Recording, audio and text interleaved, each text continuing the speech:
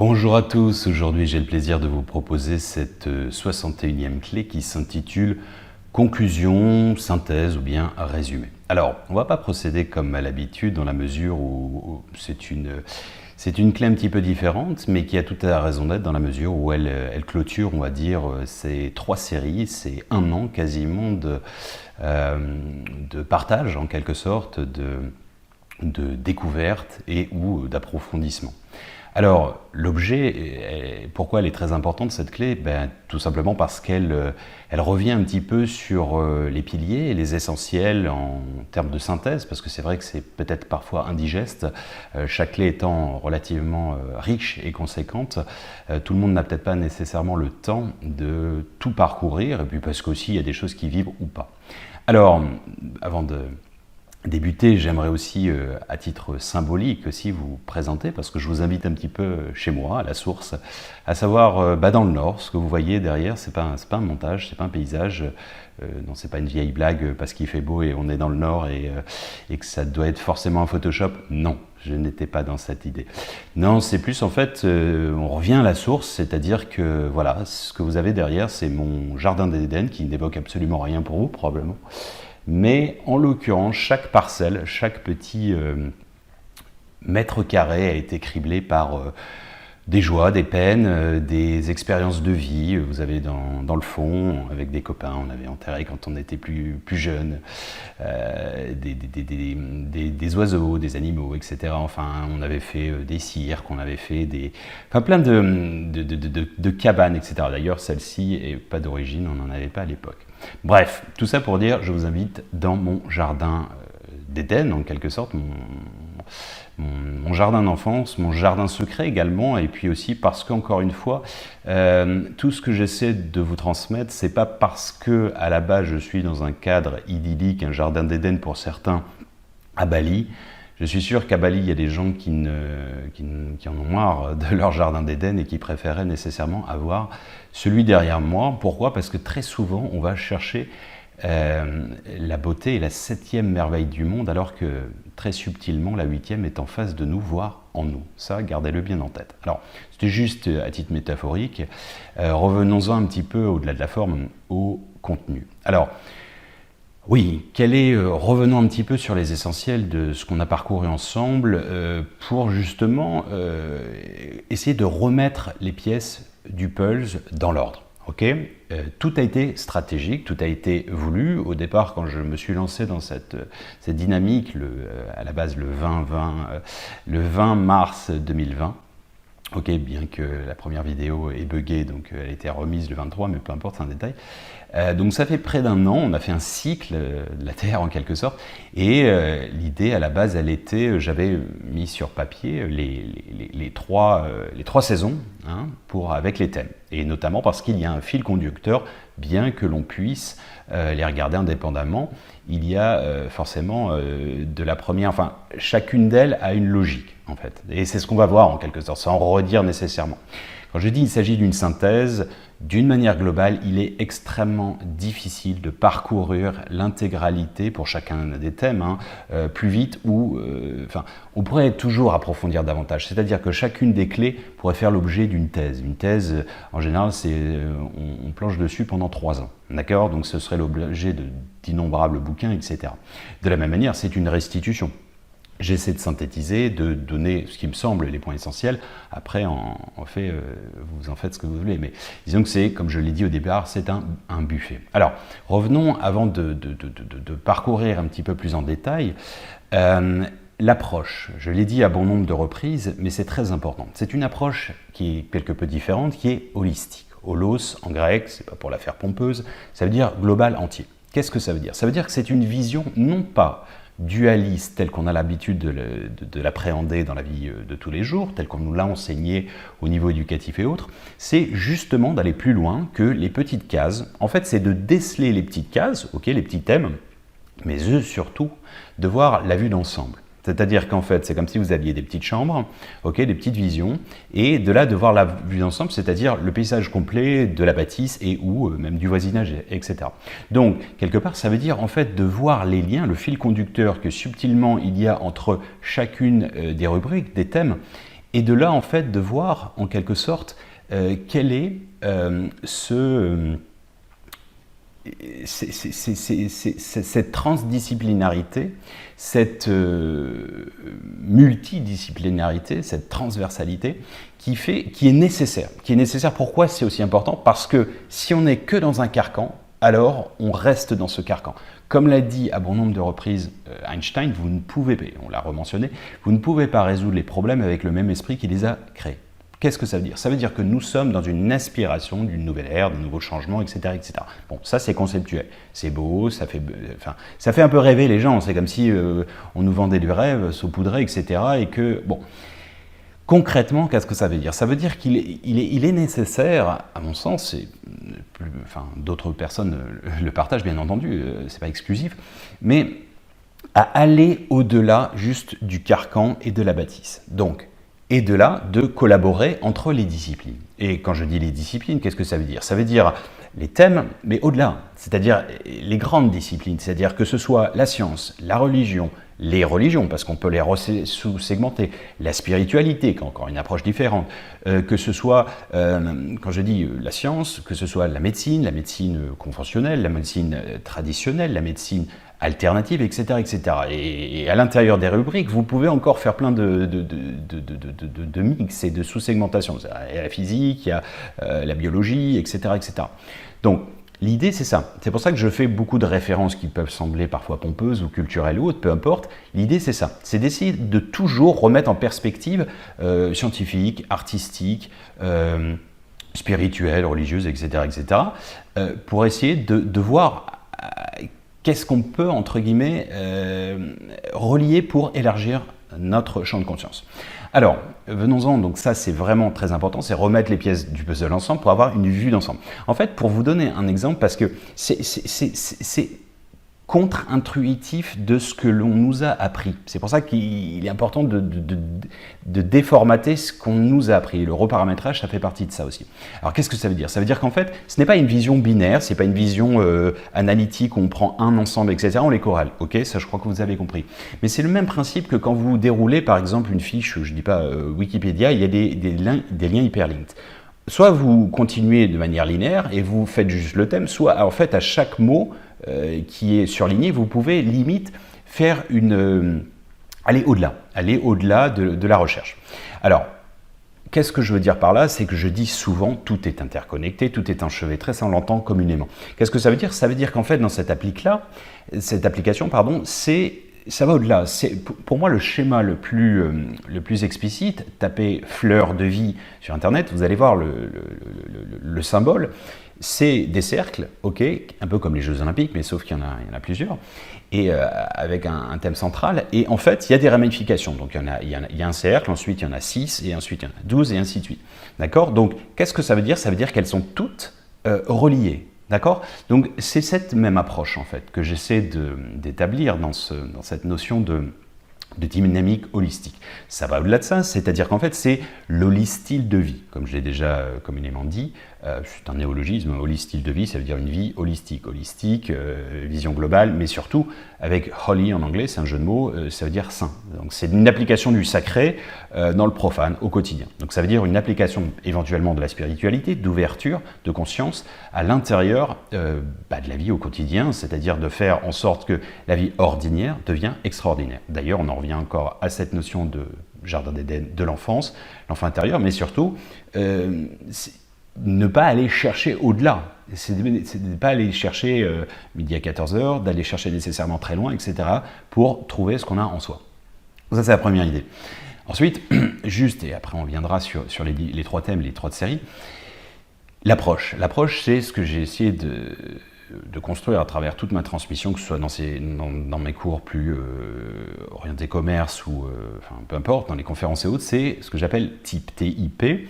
En anglais, ça veut dire conseil. Donc, qu'est-ce que c'est concrètement? C'est c'est théorie, intuition, pratique. Qu'est-ce que ça veut dire? Ça veut dire, on apprend, en fait, il n'y a pas un schéma, c'est-à-dire, vous pouvez apprendre soit intuitivement, puis pratiquement, puis de manière pratique, puis théoriquement, il n'y a pas d'ordre en fait. Il y a des gens qui ont plus un aspect que d'autres, et en fait, c'est une invitation à faire les trois. C'est-à-dire, Bon, si on suit un schéma normal, c'est théorie, vous apprenez, je sais pas, la cuisine à travers des cours, des recettes, etc., etc. Donc ça, c'est la théorie. Ensuite, vous mettez en pratique, vous faites trop brûler, vous ajustez, etc. Et vous développez un certain savoir avec lequel vous allez comment dire, avoir une expérience. De là, éventuellement, vous avez plus une dimension intuitive, vous allez être plus innovant, vous allez pouvoir éventuellement créer vos propres recettes. D'accord? Intuitif, ça veut dire aussi je ressens les choses, je télécharge éventuellement, etc., etc. Bon. Mais on peut être intuitif à la base, c'est-à-dire qu'on peut aussi avoir une approche, je ne sais pas, vous n'êtes pas obligé de prendre le manuel d'utilisation pour nécessairement comprendre un appareil électronique et autres. Il y a des gens qui, par tâtonnement, arrivent directement à comprendre comment ça fonctionne. Donc ça, c'est intuitif. Okay, donc l'idée, c'est ça, on a essayé de voir à chaque fois de la théorie, parce que c'est important d'avoir des référents quand même, hein, des référents de ce qui s'est fait dans le passé, mais pas que. Parce que ça veut dire sinon on reste en vase clos. Pratique, parce qu'encore une fois, comme on dit en anglais, practice makes perfect, ça veut dire la pratique amène à la perfection. Si vous êtes que dans la théorie, bon, c'est des livres, comme je l'ai dit, poussiéreux, etc. C'est pas que ça n'a pas d'intérêt, c'est de la culture générale. Et ensuite, l'intuition, ça permet en fait d'aller au-delà et éventuellement d'innover, c'est la créativité, c'est tout ce qui va être innovation en quelque sorte. Alors, revenons entre guillemets sur... il y a eu 3 séries, d'ailleurs, donc en 20 clés, systématiquement. Donc 3 saisons, 3 séries, peu importe, sur 3 grands tomes. Okay, le premier, on va dire que de la première à la 20e, c'est en quelque sorte ce que je considère comme les bases théorico-pratiques. D'accord? Ce sont pour moi les fondations. C'est pour ça que, éventuellement, je vous invite à travers cette vidéo de les reparcourir si ça vibre, mais éventuellement, en fait, de les revoir plusieurs fois parce que forcément, on ne se baigne jamais deux fois dans le même fleuve. L'eau ne change tout le temps et vous-même avez changé entre-temps. Et éventuellement, vous avez ouvert vos champs, entre guillemets, de conscience pendant un certain temps. Alors, les fondations, justement, comment ça s'organisait? C'était pour moi les 20 thèmes, un peu comme les 10 commandements, mais bien entendu sans prétention, etc. Je me suis vraiment creusé la tête pendant très longtemps de savoir si je devais restituer à quelqu'un, sous forme de synthèse, toujours un résumé de ce qui est pour moi les piliers, les fondations d'une ouverture de conscience. Je ne dis pas que c'est systématiquement une spiritualité, mais une ouverture de conscience. Pour moi, spiritualité, c'est déjà c'est segmentant. Alors, de là, en fait, est né l'ouvrage gratuit, encore une fois, qui s'intitule « Le passe-partout de la clé des champs », sur lequel, en fait, il y a les 20 clés au départ, mais de manière plus littéraire, sur lequel je suis parti, en fait, si je devais résumer en 20 thèmes, donc il y a 20 thèmes, 20 mots. De là, chaque mot, je l'ai développé sous forme d'une phrase, d'accord? Un mot n'évoque rien pour la plupart des gens. Une phrase, un peu plus, mais pas forcément. Si vous êtes néophyte, vous n'allez pas forcément comprendre. C'est pour ça qu'ensuite, je le développe donc en 4 temps. Donc un mot, une phrase, un paragraphe, donc en 4-5 lignes, et ensuite une page. Une page de à peu près 1000 mots, qui est en général la restitution d'une demi-heure jusqu'à 1 heure de temps en temps dans les vidéos que j'ai pu faire. D'accord? Donc ça, c'est un peu l'idée. Donc, évidemment, je résume toujours tout à un mot, mais un mot, si je ne faisais que dire des mots par-ci, par-là, les gens ne comprendraient pas. D'accord? Le principe de la communication, c'est d'avoir une certaine codification et des messages et une compréhension derrière.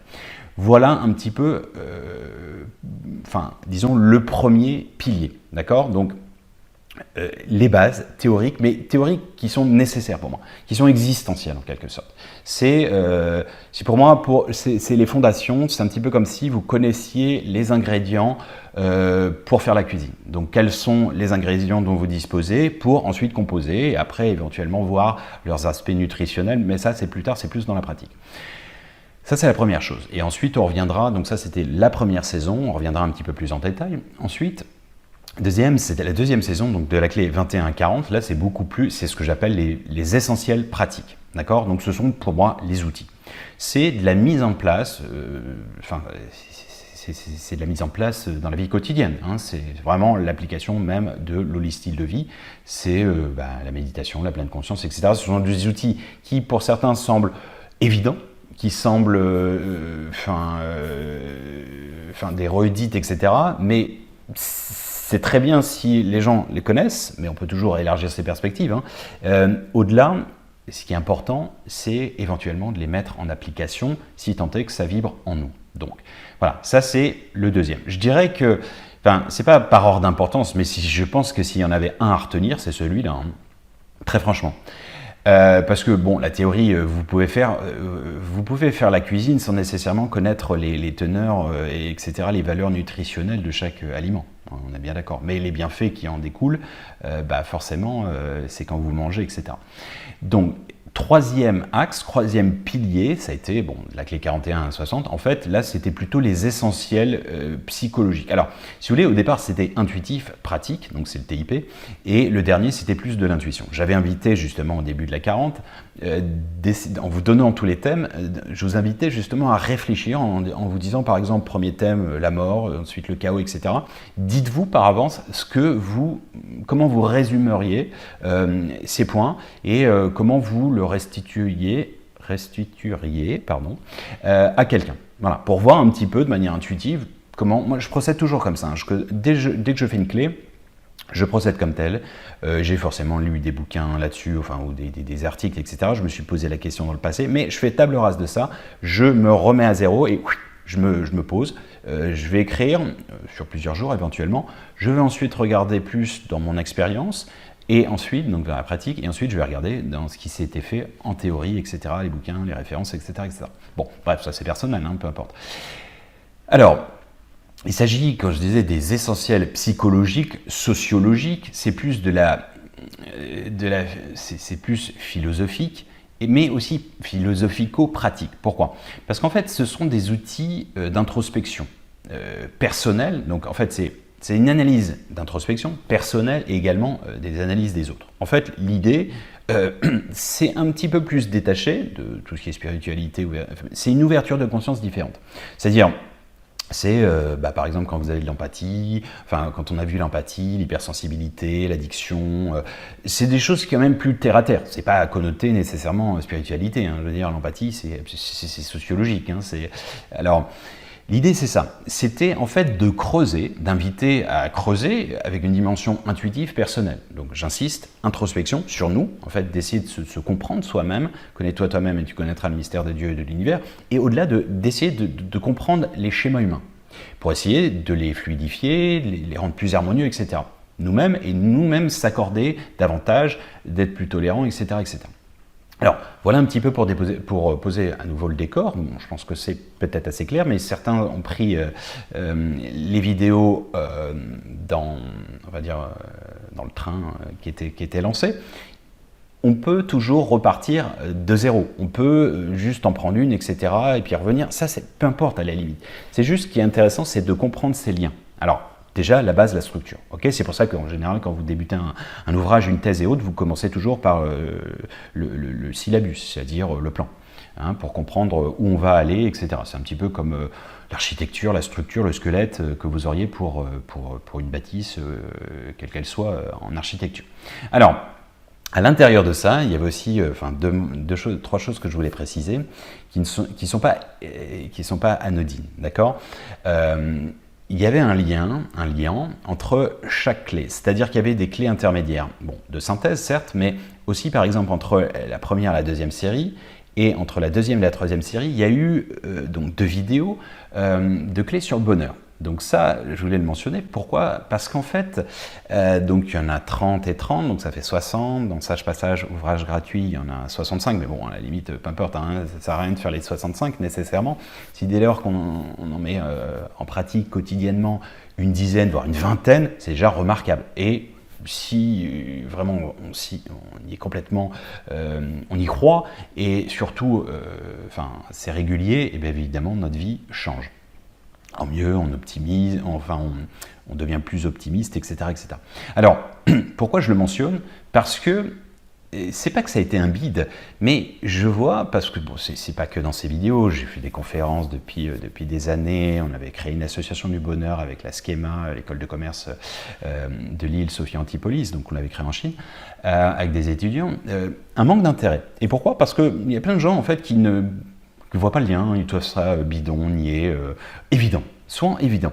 Sauf que, bien souvent, on se rend compte que si vous faites un sondage, la plupart des gens ne sont pas épanouis dans leur vie, première chose. Deux, si on leur demande d'expliquer ce qu'est le bonheur, c'est plutôt confus. D'accord, pas tous, hein, bien entendu, mais c'est souvent confus. Alors, comment obtenir quelque chose que vous n'avez pas défini, hein, nul n'est devant favorable pour ceux qui ne savent pas où ils vont. Deuxième point. Et troisième point, posez ces questions, faites un petit sondage autour de vous. Quels sont les moyens d'y parvenir? Eh ben, la plupart du temps, les gens ne savent même pas comment y parvenir. C'est comme si c'était une évidence, mais en parallèle, c'est comme si vous disiez, quand on parle de respirer, ah bah oui, tout le monde sait respirer, tout le monde sait manger, c'est évident. Bah oui, bien sûr. Sauf que beaucoup de gens mangent mal et respirent mal, etc., etc. D'accord? Donc, c'est pas une clé anodine du tout. Pour moi, c'est les bases en fait. L'aspiration au bonheur, prenez toute aspiration, qu'elle soit la philosophie, la psychologie, la spiritualité, la religion, etc. À la base, c'est pour être heureux. À la base, c'est être en harmonie individuelle. Et donc, si vous êtes en harmonie individuelle, vous êtes bien dans vos pompes, etc., théoriquement, vous êtes plus tolérant et normalement, vous aidez davantage les autres et vous êtes dans une société qui se respecte. Non pas qui s'adore et qui, comme je dis souvent, se roule des pelles toutes les 10 secondes. C'est pas ça. C'est qui se respecte. Bon. Ça, c'est le premier point. Deuxième point, s'il y a deux fois dans ces clés, clé 13 et clé 27, la nature, c'est peut-être qu'il y a une bonne raison. Si ça vient deux fois, c'est pas que c'est une redite, parce qu'en plus, je ne dis pas la même chose dans les deux, c'est d'une perspective différente, c'est probablement que c'est, à mon sens, essentiel. On est dans une société hors sol, occidentale, etc., hors sol, déconnectée de la nature, etc. On est dans le bitume la plupart du temps. On ne n'est plus dans la vibration de la Terre. On n'est plus dans les cycles de la Terre, etc., etc.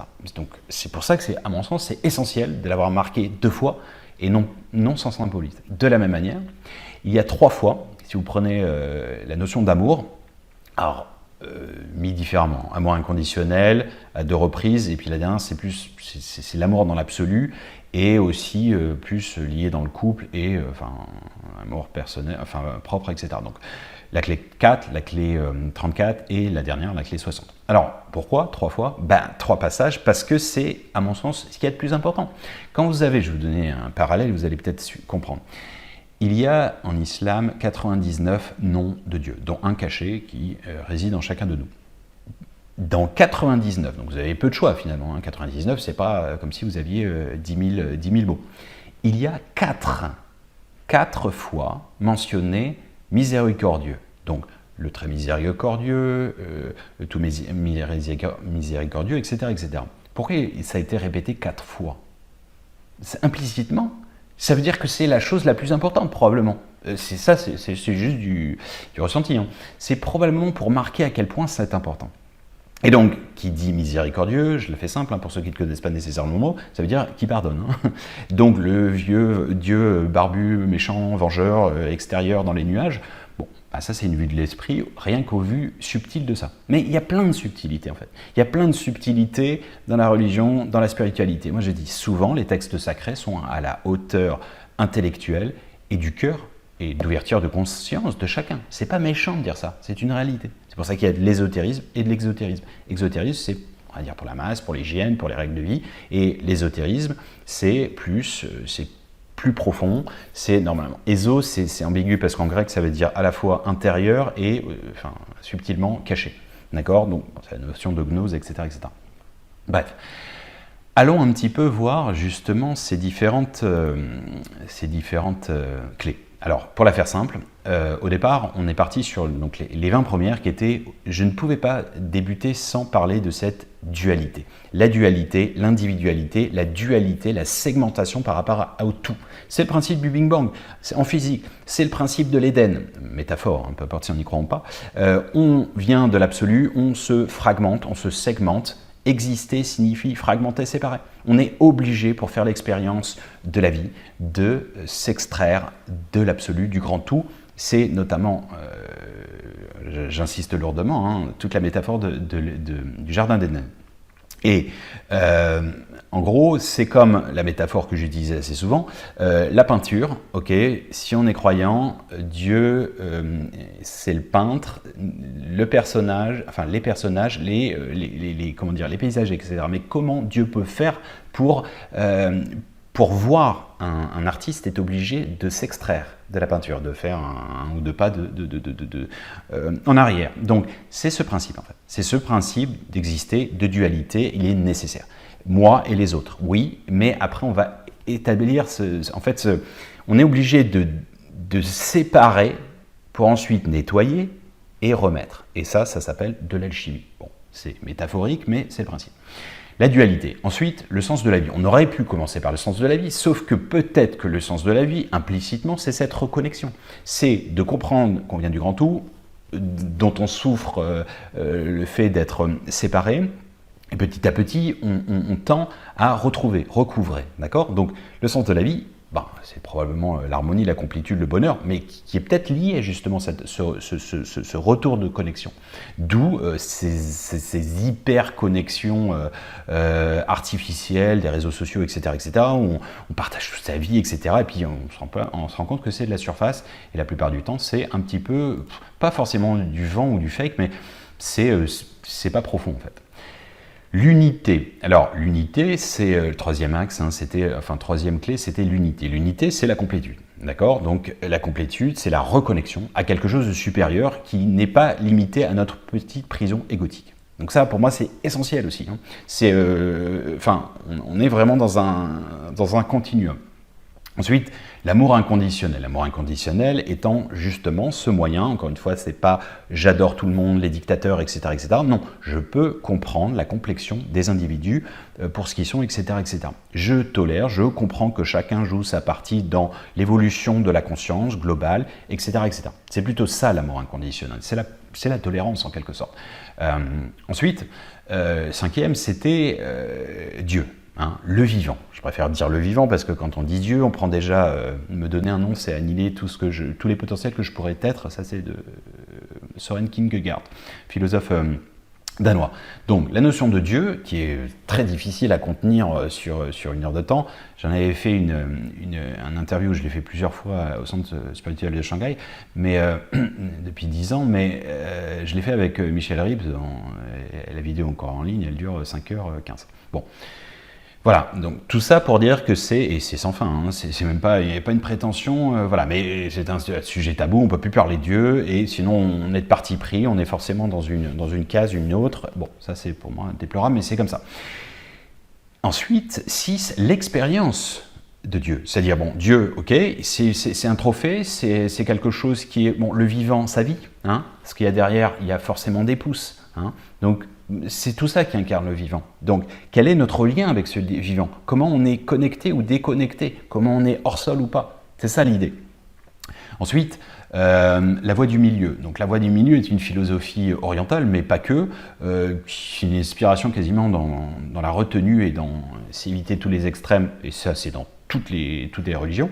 La voie du milieu, en fait, c'est pas s'interdire, c'est l'épicurisme. Hein, c'est vous êtes autant dans la matière, dans la bonne bouffe, dans la joie de la vie, etc., etc. Les trucs, même futiles, hein, le football, les films, les machins, c'est très bien ça aussi. Hein, et aussi, donc la bonne bouffe, l'alimentation, et aussi la dimension plus spirituelle, c'est-à-dire plus philosophique, artistique, etc., etc. Donc ça, c'est la voie du milieu. C'est un bon dosage, en fait, dans la vie. Vous n'êtes pas forcément un moine bouddhiste en ascèse et vous mangez une fois par jour ou une fois tous les 3 jours, etc., et vous priez 10 heures par jour. C'est pas ça. C'est un bon dosage, en fait, tout simplement, en fonction de soi et de comment on vibre. Apocalypse. Alors, Apocalypse, c'est pas du tout cantonné à la chrétienté. Hein. Apocalypse, ça veut dire, en grec, ça veut dire la levée des voiles. En gros, c'est lié à ce qu'on appelle la Maya chez les hindous. C'est en fait, nous sommes dans un monde, mais c'est pas subjectif, ça, hein, c'est objectif, avec des voiles d'illusion, des voiles qui sont sociétales, qui sont dues même à nos perceptions. C'est-à-dire, on voit pas, on voit juste les couleurs de l'arc-en-ciel. Vous voyez pas les infrarouges, les ultraviolets, ultraviolets, les radars, les Wi-Fi, etc. Vous ne voyez pas. Ça existe, c'est l'énergie. Donc, c'est ça en fait, cette idée de sortir l'apocalypse, c'est en fait d'essayer de voir la quadrature du cercle de notre système, par exemple. Donc le système économico-financier, la nature qui part en vrille, enfin, notre traitement, la société qui se perd en quelque sorte. C'est pas, je fais pas mon réactionnaire et mon vieux con, c'est pas ça. C'est juste un constat de fait que, fait un sondage, je suis sûr que la plupart de l'humanité, notamment dans le monde occidental, probablement encore pire, ne se sent pas épanouie. Donc voilà, c'est assez simple. Donc, mais de comprendre, c'est pas, cette phase est primordiale. C'est vraiment, ça fait mal, mais c'est primordial. Cela étant, le danger à ça, c'est de basculer dans le nihilisme et de se dire, bon, bah, la vie c'est de la merde, tous des cons, etc. Et on est aigri. Et on bascule dans un autre extrême. C'est pas ça. Hein. L'idée, c'est justement, ok, on a vu, on a une connaissance sur ce qui semble ne pas fonctionner. Ok, quelles sont les propositions derrière? Et ça, c'est pragmatique. Ensuite, la même chose au niveau de l'ego. L'ego, on a vu à quel point c'était, c'est les jeux de construction, hein, avec jeu de mots et sans jeu de mots. C'est-à-dire, c'est la personnalité. Persona, ça veut dire les masques. Et donc, en fait, c'est pourquoi vous êtes ceci? Pourquoi vous êtes cela? Pourquoi vous agissez comme tel? En général, c'est l'éducation des parents. Exemple ou contre-exemple, hein, soit vous en faites un rejet, soit vous l'appliquez, soit vous l'ajustez.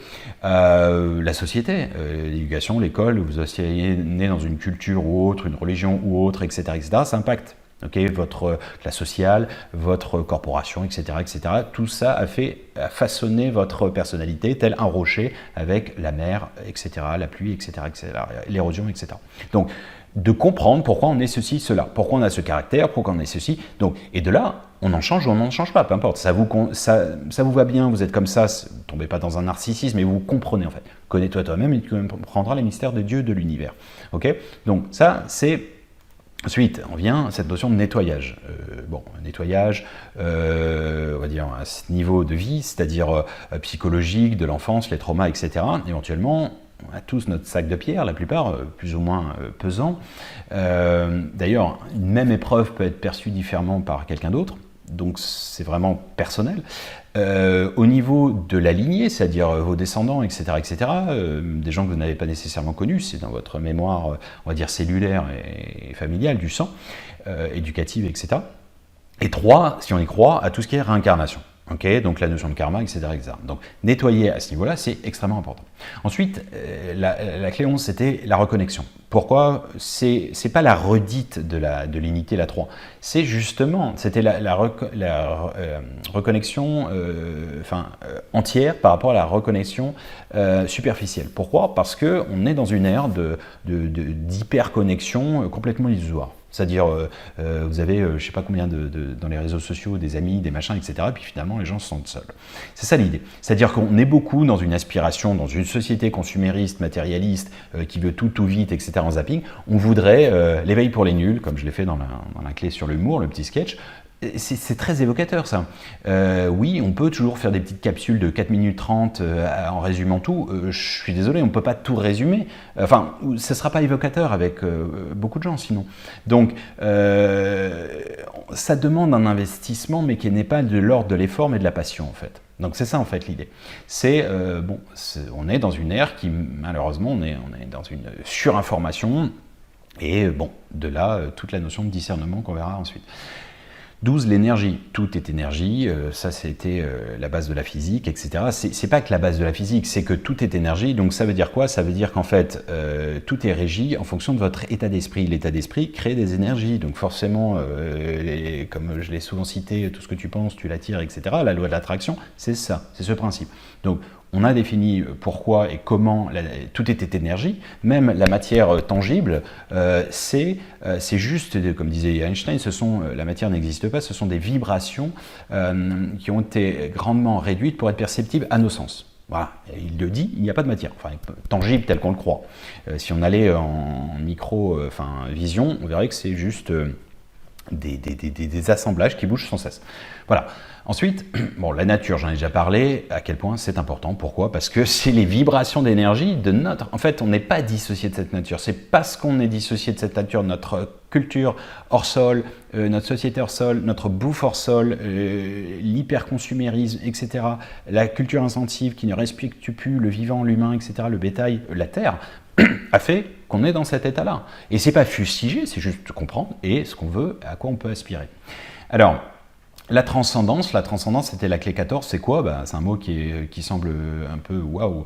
Non, la transcendance, c'est le fait en fait d'aller au-delà de sa nature humaine. Donc, c'est parce qu'on met en place tous ces phénomènes, qu'on va voir ensuite de pratique, qu'on peut accéder à un résultat qui est supérieur à ce qu'on pouvait escompter. Et si tant est qu'on y croit en somatisation, etc., etc. On a vu avec les 15 l'espace-temps. Alors, c'est pas l'espace-temps genre physique, etc., mystère de l'univers, Hawkins, etc. C'était plutôt d'essayer de voir en perspective en quoi la notion du temps nous impacte et comment ça vibre. Alors, j'ai expliqué, c'est une vision que le temps n'est pas linéaire, c'est Einstein qui le disait, hein, le passé et le présent n'est qu'une illusion bien que persistante. Cette notion où il n'y a que des instants présents et des ici et maintenant, en fait, qui sont tels, vous avez au 21e étage, ce serait le 21e siècle, il est présentement ici pour nous, on le vit, et en parallèle, des fragments du passé sont en train de vivre encore. Bon, ça, je vous invite à regarder cette clé qui est... Mais c'est important. Alors, c'est existentiel, oui, dans ce sens où c'est important de comprendre... les lois qui régissent notre vie au quotidien. Ensuite, la notion d'espace-temps, de présent, je l'ai dissocié parce que justement, il n'y a que le présent. Donc de le comprendre comme tel, parce qu'en plus, ça permet d'activer des choses en nous, et en fait, ça va permettre de comprendre la notion de pleine conscience en pratique, clé 22. La résonance, alors c'est un phénomène qui est peu connu, mais c'est le principe de l'hermétisme. Hein. Ce qui est en haut est comme ce qui est en bas, et inversement. Qu'est-ce que ça veut dire? Ça veut dire qu'en fait, vous l'avez, un simple exemple, c'est le génome. Génome, ça veut dire que dans votre ADN, vous avez dans chacun de vos gènes, vous avez l'intégralité de votre ADN. D'accord? Donc ça veut dire quoi? Ça veut dire que chaque cellule vous contient dans son intégralité. C'est ça cette vision, c'est ce qu'on appelle une vision fractale holographique. Ça veut dire que, en gros, c'est filet d'Indra, c'est-à-dire qu'en fait chaque petite gouttelette qui est apposée sur la toile d'araignée reflète l'intégralité du pattern de la vision d'ensemble. La conscience, alors conscience différenciant conscience individuelle et conscience, la grande conscience, le grand tout. Nous sommes un fragment du poumon cosmique. Bon, je sais que c'est un peu pompeux et ça fait un peu bizarre, mais ce sont les Védas qui l'enseignent. Et c'est de comprendre à quel niveau. Donc en fait, ça fait référence, la résonance, c'est que votre conscience impacte la grande conscience, hein, et c'est ce qui fait intervenir ce qu'on appelle les champs morphiques, les champs morpho-psychologiques de Rupert Sheldrake, l'inconscient collectif, etc., etc. Les égrégores, tout ce qui fait que nous condensons à travers nos pensées en forme d'énergie et nous créons comme des nuages. Et plus les gens les relient, enfin s'y réfèrent ou le créditent, et plus il y a de densité, de là, ça prend effet. Si tout le monde est dans la sinistrose aujourd'hui, c'est parce que tout le monde est dans la sinistrose. Si les gens d'aventure ont changé, ont cassé cette dynamique, ce paradigme et qu'on était davantage positif, eh bien il y aurait des résultats sur l'intégralité également. Mais soit le changement que tu veux voir dans ce monde et l'effet papillon, c'est ça, c'est votre état d'esprit impacte sur alors votre microcosme, c'est-à-dire votre environnement, c'est logique si vous êtes positif, mais au-delà de ça, sans que vous le voyez, parce que ce sont des courants qui sont envoyés, etc. C'est la notion du petit colibri, etc. Enfin, l'effet papillon, un battement de papillon en Asie crée une tornade en Occident, en Europe. La magie, alors l'âme agit, le fameux, en fait, c'est cette idée que tout est somatique, tout est psychologique. C'est quoi? C'est que la magie, sans aller dans les rituels de marabout et autres, hein, c'est pas que ça. C'est à l'extrême. Là, on parle de la magie dans le sens, le marketing, c'est de la magie. La communication, c'est de la magie. La politique, la manipulation, les médias, la somatisation, comme on dit, qui ne dit mot qu'on sent. Consentir. C'est-à-dire qu'en fait, si inconsciemment vous avez un message et que vous ne dites pas « stop, je suis contre ça », vous l'acquiescez. Donc, vous le créditez en quelque sorte. Oui, tout ce qui est, tout est propre à la magie. C'est pour ça que c'était Freud qui disait au départ la magie et les mots, parce que les mots, c'est le verbe, c'est la vibration, donc ça impacte sur les gens. Si je dis à un gamin tu es débile, tu es un bon à rien, etc., il l'encode, il le croit. Il va devenir un bon à rien parce que tout ce qu'il fera sera conditionné, sauf s'il se dit bah non, tu dis des conneries et je vais te montrer le contraire. Ça, c'est différent. Et on en a tous eu des instits, des machins, des gens de notre famille qui nous ont rabaissés. C'est ça la notion de magie et on peut le casser en cassant la notion de reprogrammation. Alors, la méditation, dernier point sur la clé 20, c'est l'initiation. L'initiation, c'est que tout est initiatique. Ok, oui, tout est initiatique. Un match de football, aller en forêt avec son gamin, etc. Regarder les escargots, tout est initiatique. Les plus grands génies du monde entier, qu'ils soient philosophiques, qu'ils soient artistiques, qu'ils soient scientifiques, qu'ils soient, je dirais, Archimède, qu'ils soient Platon, qu'ils soient Léonard de Vinci, etc., ou les mystiques, Saint François d'Assise, tous avaient des synchronicités, avaient des visions à travers les messages du vivant de la nature. Quand Victor Hugo dit c'est une triste chose de songer que la nature parle et que le genre humain reste sourd, ça veut dire ça. C'est cette idée que tout nous parle au quotidien, c'est juste qu'on n'est pas réceptif la plupart du temps, à travers nos sens. La méditation, le 21, donc ça c'est le premier pilier des clés pratiques. Méditation, pourquoi je propose, je sais plus, les 5 écoles, mais une vingtaine de techniques résumées, parce que la méditation, pour moi, c'est aussi important que respirer. Méditation, médium, ça veut dire au centre, revenir au centre, et aussi c'est un véhicule. Donc ça veut dire c'est revenir en vous, et de là, en fait, c'est centripète et centrifuge. Donc, c'est un mouvement qui est très important. En fait, la méditation, c'est pas je médite, j'arrête de penser, etc., et que c'est vide quantique. Et donc, du coup, oui, c'est déjà ça, c'est des informations. C'est aussi de la visualisation somatique, etc., etc. C'est super important.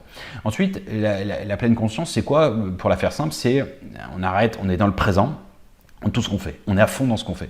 On fait des choses même qui semblent futiles, je n'ai pas préparé la cuisine, etc., mais qui n'est pas futile.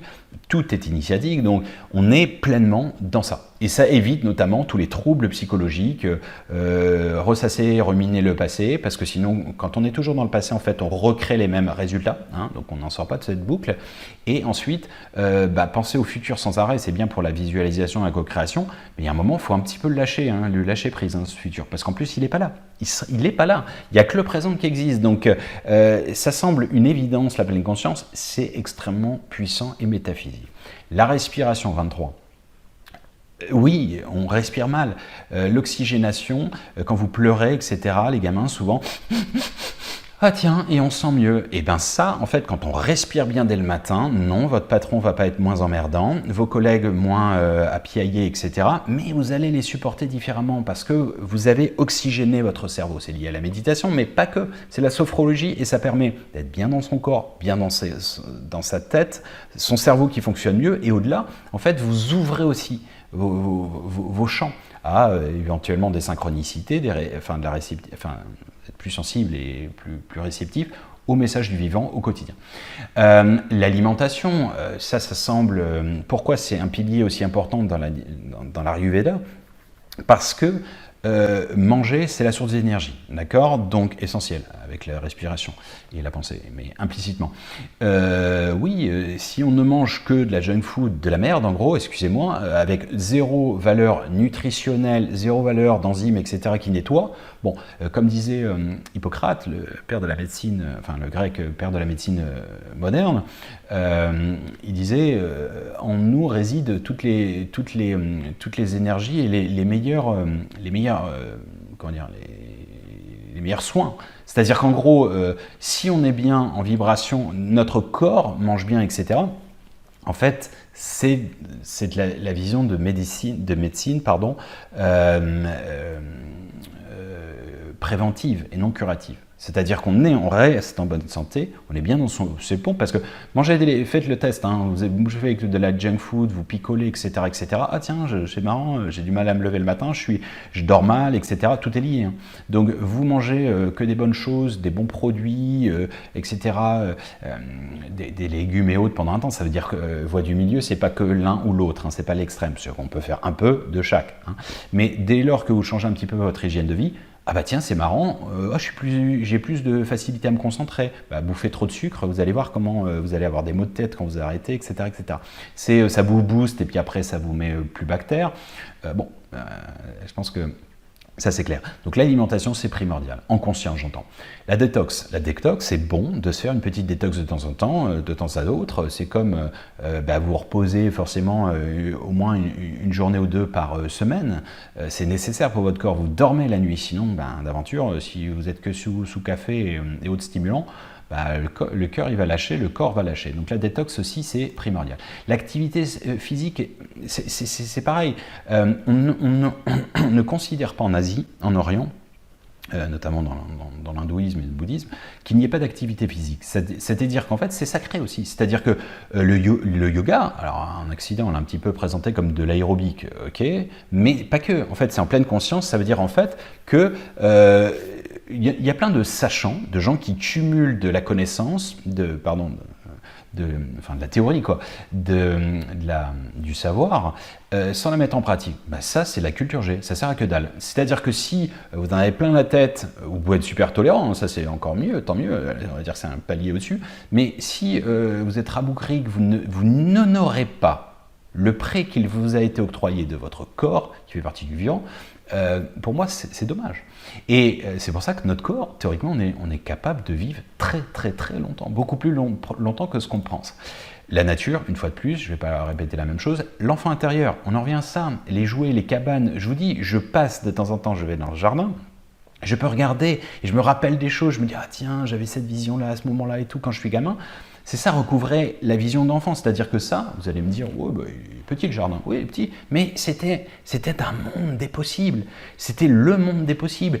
On a fait des fêtes, en tant qu'enfant j'entends, on a fait des manèges, on a fait des trucs, des jeux toute l'après-midi, j'ai mes premières aspirations de l'inflation, pour vous dire, quand j'ai 8 ans, j'en parle dans je ne sais plus quel bouquin, où on prenait des feuilles d'arbres pour se payer, payer les manèges, etc. Enfin bon, tous ces délires qui font que, mais ça c'est personnel, je veux dire, mais l'enfant intérieur, pourquoi c'est si primordial? L'enfant intérieur, c'est quoi? C'est sa capacité de s'émerveiller des petites choses de la vie.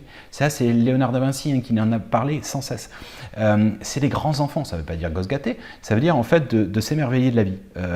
Prendre l'ascenseur, c'est génial, prendre la voiture, c'est du karting, tout ça, matérialité ou on joue à la vie. Allez, viens, copain, on va jouer à la vie. On tape à l'ordinateur. Tiens, je suis une dactylo. Je joue à l'ordinateur. Enfin, et ça, l'enfant intérieur nous permet de nous rapprocher des émotions pures, l'émerveillement de la vie. Et pourquoi dans la Bible, c'est laissez venir à moi les petits enfants, le royaume des cieux pour ceux qui leur ressemblent. Ça vient de là. Alors, le sommeil, c'est évident, hein, tout est lié, c'est-à-dire que c'est votre source d'énergie aussi, hein, l'alimentation, mais aussi le sommeil. Quelqu'un qui est stressé au quotidien, etc., il va mal dormir, et donc s'il dort mal, il va être encore moins apte à être bien dans ses pompes, etc. Donc, le sommeil, qui est primordial, important, on a vu plein de clés, notamment opérationnelles, à savoir d'endormissement et autres. Les matins magiques, c'était quoi? C'est pas un truc...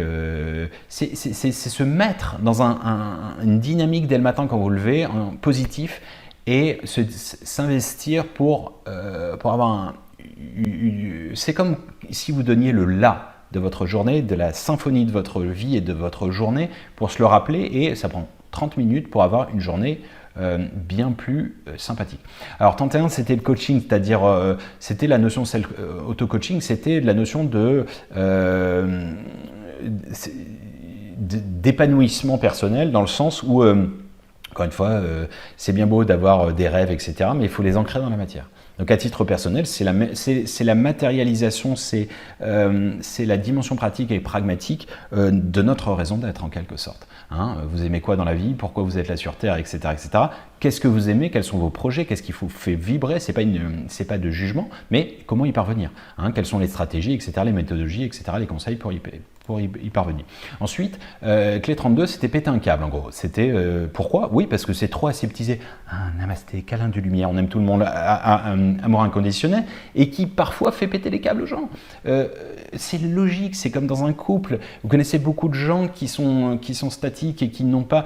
Non, c'est logique, on ait des moments et... quand vous voyez que même Jésus, qui est censé être un des 3 piliers des gens les plus zen et les plus aimants de l'humanité, même lui pète un câble. Les marchands du temple, il les chasse à coups de fouet, etc. Pourquoi? Mais parce qu'il y a un moment, c'est normal. Quand quelque chose nous insurge, quand quelque chose nous énerve, c'est comme un bouton, vous le pétez et il y a un moment, quand il explose, ça pique, ça fait mal. Ah tiens, après on sent bien. C'est pareil, c'est le même principe. Donc, il n'y a pas de honte à ça. Ça ne veut pas dire péter des câbles et être aigri au quotidien, mais il faut savoir s'écouter. Ça, c'est primordial à mon sens. Sinon, ça fait vraiment de la spiritualité et de l'ouverture véritablement aseptisée, selon moi.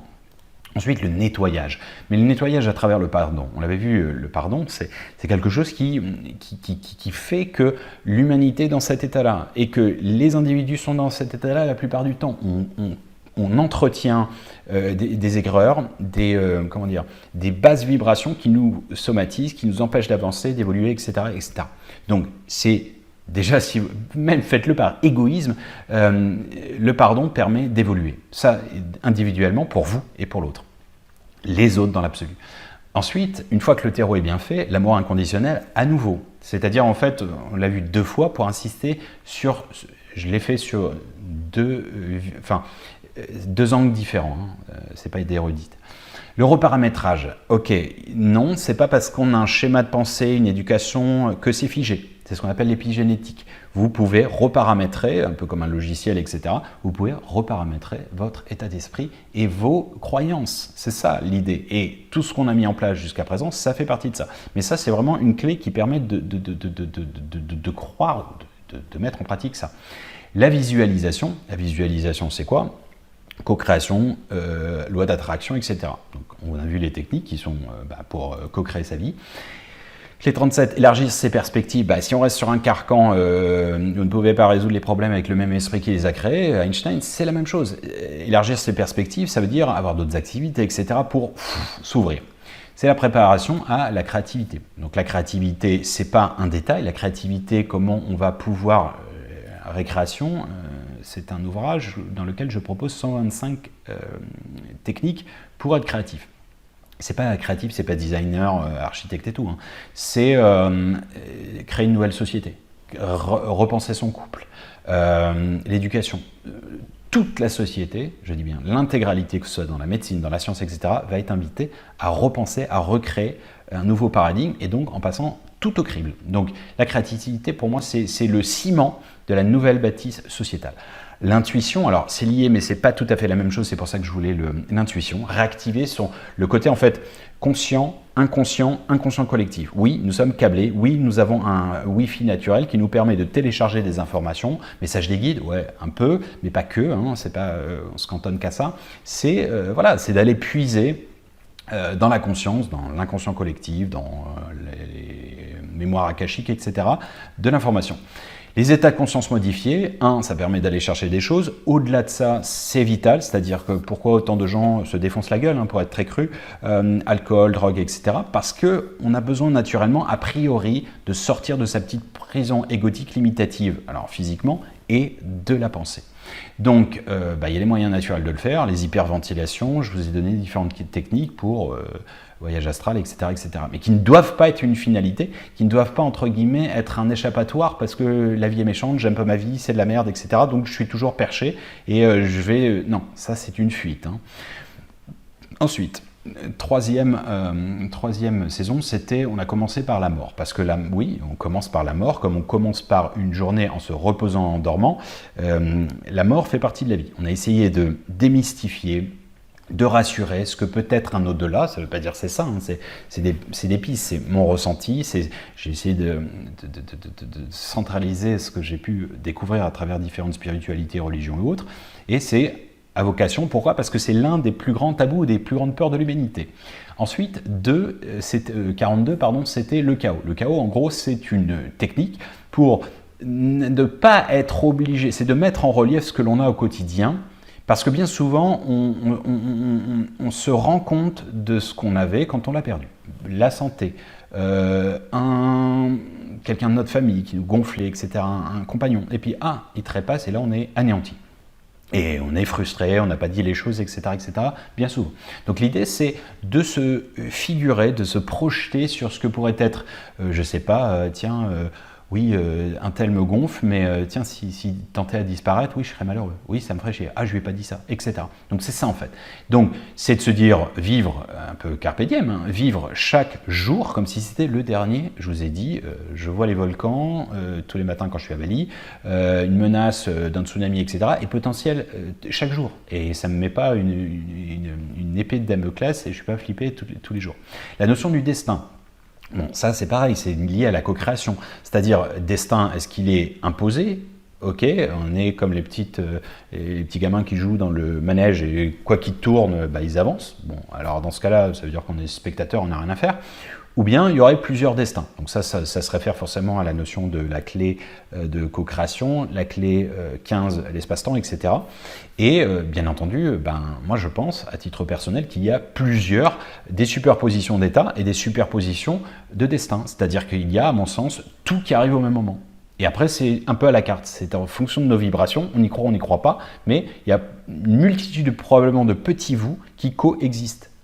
Ça, c'est pour ça que c'était Einstein qui disait, j'essaie de la retrouver, il parlait de la fréquence et il disait justement, je l'ai perdu, comment il le disait? Il le disait, attendez, ça va me revenir, faites correspondre la fréquence de la réalité que vous voulez, vous ne pouvez pas ne pas l'obtenir, ce n'est pas de la philosophie, c'est la science. C'est ça. Et faites correspondre la fréquence de la réalité que vous... Donc en gros, vous émettez une volonté sur un futur et vous ne pouvez pas ne pas l'obtenir. Okay, donc l'amélioration que vous émettez, ça revient à ce que disait le Bouddha, ce que tu penses, tu l'attires, etc. Ce que tu ressens, etc. Pareil, tu en fais au quotidien. Ensuite, la clé 44, c'était le qualitatif versus quantitatif. C'était de voir en fait un jalon, entre guillemets, entre notre vie à tous les égards, est-ce qu'elle est plus qualitative ou quantitative? Et de voir en fait comment y remédier, si tant est qu'on pense que c'est caduc et déséquilibré pour notre société, mais aussi individuellement. L'éducation, pour moi, c'est pas du tout un thème, c'est un thème qui a fait un flop, alors que c'est l'histoire de ma vie, et je consacrerai la deuxième partie, j'ai déjà commencé, mais de ma vie sur ça, l'éducation, la création, le programme qu'on enseigne à Bali, l'orphelinat, la création de l'école évolutionnaire, révolutionnaire, d'un nouveau genre, inspiré bien entendu Green School, Montessori, etc. Je suis dans l'écriture d'un ouvrage qui s'appelle Mon école buissonnière, qui dépeint ça. Et parler dans Sage Passage, mais pour moi, si on veut une nouvelle société, un nouveau paradigme respectueux, il faut insérer cette notion d'éducation, à savoir l'empathie, la connaissance de soi, la gestion de projet, le jardinage, etc. Enfin, toutes ces choses qui sont élémentaires. Il y a une vingtaine de disciplines, avec en plus d'une méthodologie particulière. Et ludique aussi, de casser ce délire de apprendre c'est relou. J'ai passé toute mon enfance à m'emmerder royalement sur les bancs de l'école, à avoir peur de l'école, et j'essaie justement de remédier à ça. Le discernement, clé 46, oui, nous sommes dans une ère de surinformation dangereuse, je crois, que ce soit pour la spiritualité, que ce soit dans l'absolu, pour ce qui est les médias et autres. Le discernement, la lucidité, c'est primordial. Donc je voudrais faire à cette clé qui donne quelques techniques pour vérifier vos informations, et puis d'avoir aussi différentes sources, parce que sinon on est orienté, et ceux qui parfois croient, que ce soit le mainstream, on peut dire qu'il y a aussi du mainstream dans le non-mainstream, c'est-à-dire qu'en fait il y a aussi de la manipulation énorme à l'intérieur des courants alternatifs, et ça c'est un autre danger. Et après, donc c'est pour ça que d'avoir différentes sources, il n'y a personne qui qu'est la vérité, hein. Comme disait Rumi, la vérité était telle un miroir dans les mains de Dieu, il est tombé, il s'est brisé, chacun prend un morceau et dit que toute la vérité s'y trouve. C'est le même principe. Donc, et dans l'ère de la désinformation, de la surinformation, des fake news et autres, des réutilisations, il faut être très vigilant. L'argent, ok, bon, comment être en paix avec l'argent? C'est quoi l'argent? C'est une énergie. C'est pas forcément, c'est comme j'aime à le dire, c'est un bon serviteur, mais c'est pas nécessairement un bon maître. Donc savoir le remettre à sa place. Est-ce que je suis dans l'aigreur de l'argent? Bah, j'en ai pas, et donc du coup je suis encore plus frustré, etc. Ou bien bah, je suis en paix parce que voilà, ça me permet de, je sais pas, de lancer des projets, de faire des hôpitaux, etc. Voilà, peu importe. Les addictions, pourquoi beaucoup minimisent l'impact de l'addiction dans la vie, hein. Je ne voudrais même pas faire de sondage parce que ce serait difficile à réaliser, mais je pense qu'on est tous addicts plus ou moins à quelque chose, hein. Que ce soit le jeu, que ce soit le sexe, que ce soit les drogues, l'alcool, etc., ou l'alcoolisme mondain, hein, qui ne donne pas son nom. Boire tous les jours, même un verre ou deux pour avoir un petit gaz, je suis désolé, ça porte un nom, hein. Abonné entendeur, salut.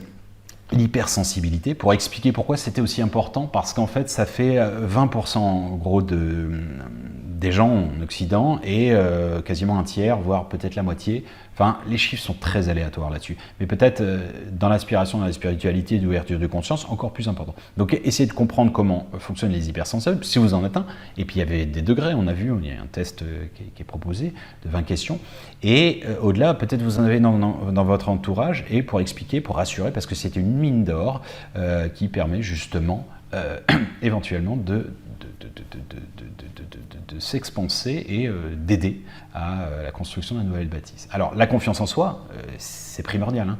C'est être solide, c'est-à-dire confiant en soi, vous allez vous déployer. Ça, c'est pas du détail, hein. Ça veut dire l'amour-propre, etc., etc. L'intention, d'établir son intention avec la communication non violente, etc.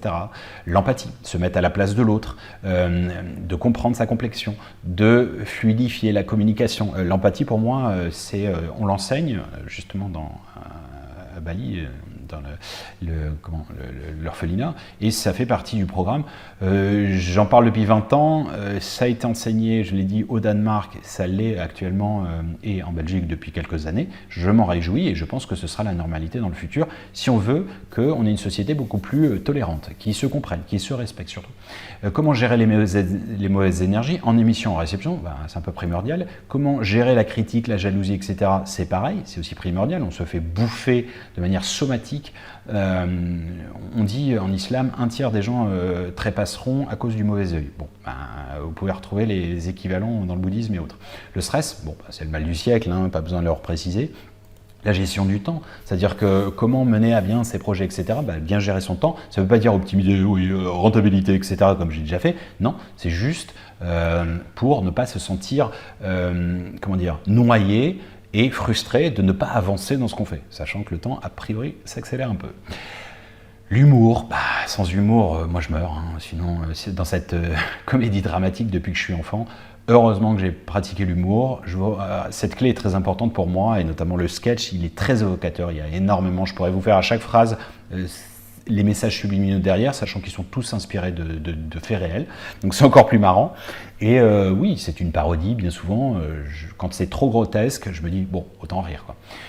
Bon, évidemment, il y a l'humour noir aussi. La sexualité, bon, c'est évidemment primordial, c'est vital, et l'amour. Voilà, vous voyez, l'amour qui revient 3 fois, et notamment dans le couple, sans être nécessairement frustré, en quelque sorte, hein, mais voilà, vous voyez, on peut le résumer, bon, même pas en 1 heure, parce que là, on a fait une petite introduction sur la méthodologie, l'application. Donc, ce que je voulais, c'est que vous compreniez que je peux, en fait, c'est pour ça qu'à chaque clé, parfois ça bifurque en disant référence à ça et ça. C'est qu'en fait, il faudrait, je vous balance un espèce de tout qui serait indigeste. C'est comme si vous preniez le barrage un barrage qui cède alors que vous avez demandé un verre d'eau. Bah, vous mourrez noyé. Et c'est le principe de notre existence. Pourquoi on vient sur Terre? Pour avoir ce filtre de la conscience individuelle et pour avoir des phrases, avoir des mots, des concepts qu'on peut reconnecter, mais voilà, qui aient du sens en fait. Alors, ce que je voulais vous dire aussi par rapport à ça, à tout ça, jusqu'à présent, les clés sont là. Ok, les clés, je vous donne les clés du bar. Non, je vous donne, enfin, c'est un buffet qui a, en gros, c'est un programme de fond, de formation, de transmission, de réception et d'émission. Ça veut dire quoi? Ça veut dire que ça a vocation à aider les gens, si tant est que ça vibre en eux. Moi, je n'impose rien, je sais pas que je m'en moque, mais enfin, je ne vais rien imposer, c'est pas du prosélytisme. Mais l'idée, c'est aussi, à terme, si les gens subtilement l'ont compris, c'est s'investir à l'intérieur de ça, parce qu'on peut les regarder une fois, deux fois, trois fois, on ne se baigne jamais dans le même bain, dans le même fleuve. Ce que je disais en préambule, mais dans plein de vidéos, j'ai dit constituez-vous de manière peut-être académique, soit un programme Word et vous avez un dossier, etc., soit un cahier, je ne sais pas, un bloc-notes, peu importe, pour prendre des notes, pour voir, pour répéter, etc. C'est une formation gratuite. C'est des formations, vous avez 60 vidéos, mais vous n'avez pas 60 vidéos, vous en avez 75, d'accord? 75 en français, 75 en anglais, vous en foutez, mais 75, c'est quasiment 70 heures, même plus, de pratique gratos, ok? Donc vous allez dire, ouais, il y en a plein qui le font. Oui, très certainement, mais j'essaie d'être différenciant. Je ne m'inspire pas forcément de ce qui est fait ou ce qu'on n'a pas fait. J'essaie de le présenter différemment. Ça demande de l'investissement. C'est pour ça que je ne peux pas faire des petites capsules de 4 minutes et demie parce que ce serait trop réducteur. Et de la même manière, je suis quand même obligé de me cantonner à 1 heure, parfois un peu plus, tant pis, et je ne les coupe pas pour autant. Voilà. Donc, si il est important de les voir, de les revoir, etc., d'en partager parce que ça permet aussi de digérer les choses. C'est un buffet qui ne doit pas être indigeste non plus, ça doit être aussi un plaisir. Si vous reprenez l'intégralité, vous en avez déjà pour 60 semaines, hein, c'est plus d'1 an. Donc s'il y a une relecture de 3 fois, bah, ça fait 3 ans. Je vous présenterai aussi plus tard mes ouvrages dans la prochaine clé. De la même manière, il y en a 16 dispo. Si vous lisez tout, vous faites tout, vous avez du boulot. Hein. C'est-à-dire, c'est un peu du travail scolaire, mais enfin non, c'est censé être, il y a des choses qui vibreront, il y en a d'autres que vous rejetez, peu importe, mais c'est censé être, il y a matière. Voilà ce que je veux dire, mais il y a matière pour ceux qui veulent s'investir. Moi, je peux pas. Encore une fois, je l'ai dit plein de fois, c'est vulgaire, c'est machin, je m'en fous, ça provoque une réaction. On ne peut pas aller aux toilettes à la place de quelqu'un d'autre, c'est comme ça. Chaque clé est indépendante et en même temps interconnectée avec un fil conducteur. J'ai tenté d'essayer de vous le remontrer. Quel sera le futur? Je vous dis très franchement, j'ai pendant plusieurs mois, hein, c'est pas que récent, pensé à arrêter. Je savais en fait, j'avais la vision des 60 clés. Quand j'ai commencé, quand je l'ai initié, je m'étais dit peut-être on verra, on va se laisser le temps et on verra, est-ce que j'aurai des choses à dire à la fin. Bon, j'ai encore des choses à dire, enfin, que je pense être pertinentes. Le travail est fait, c'est déjà ça et réjouissant. Après, je ne peux pas vous cacher que je pensais qu'il y aurait plus d'interaction et plus d'accueil en fait. Ça ne veut pas dire qu'il y ait plein de gens qui soient super enthousiastes et qui mettent des commentaires, c'est pas forcément ça. Mais ça prend pas tant que ça en fait, et parfois ça c'est frustrant. Et ça a été une source de frustration et de déception et de peine parfois, je vous le dis franchement, depuis quelques mois. Et je me suis dit, bon, bah, il y a eu des moments où j'ai eu de colère, hein, je dis allez, on arrête tout, on lâche tout. Évidemment que j'aurais fini, et j'ai voulu finir. Et je me suis posé cette question pendant plusieurs mois, est-ce que je continue? À quoi bon, hein? Je veux dire, moi, une clé, c'est 20 à 30 heures de boulot, et encore. Donc faites 30 heures, c'est un boulot à plein temps quasiment. J'ai pas d'équipe hein, derrière, et je gagne que dalle. Hein.